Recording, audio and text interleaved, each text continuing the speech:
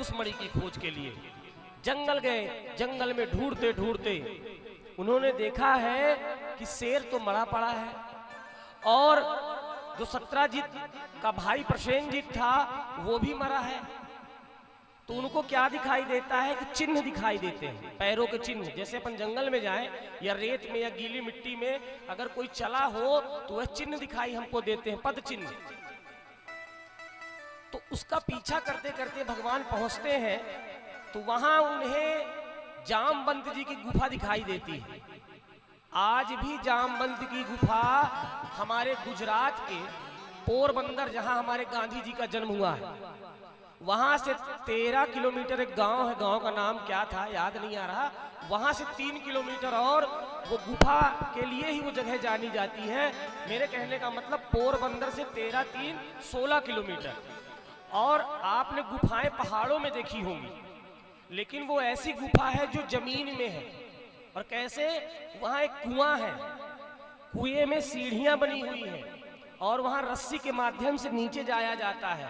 और फिर कुएं के अंदर जब आप जाएंगे तो अंदर फिर बहुत सुंदर गुफा बनी हुई है और वो इतनी सुंदर तस्वीर वहां लपटी हुई है, टिकी हुई है। वहां आज भी जामवंत जी अपनी बिटिया को और कृष्ण जी के हाथ में देते हुए मणि के साथ, इतनी सुंदर उनकी प्रतिमा वहां पर है।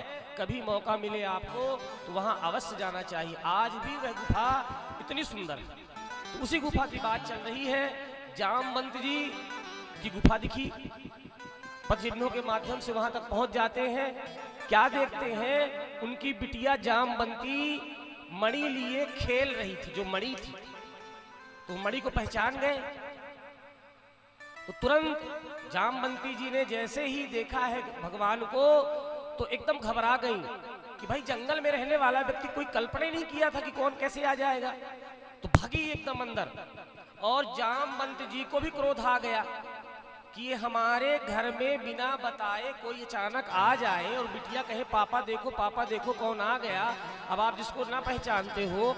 और जामवंत जी कहना चाहिए थे तो जानवर के रूप में ही, अब ये इंसान के रूप में है।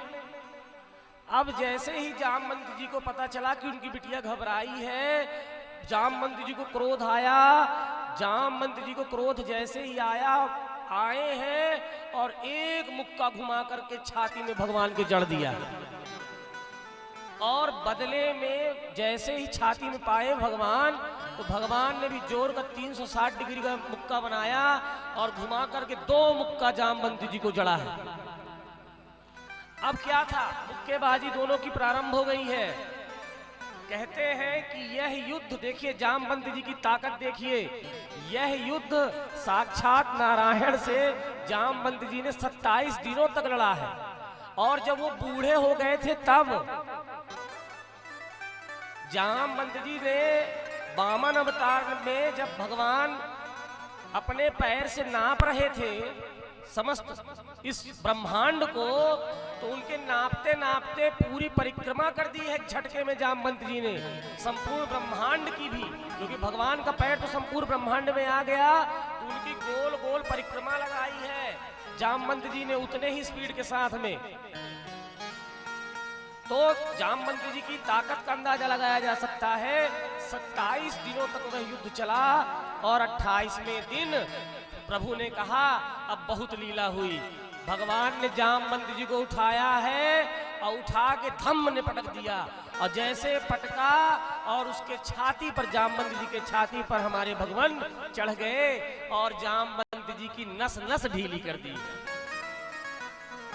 जामवंत जी ने हाथ जोड़ा है और कहा है बस बस सरकार, अब मुझे कुछ नहीं जानना, मैं जान गया आप ही मेरे राम हो।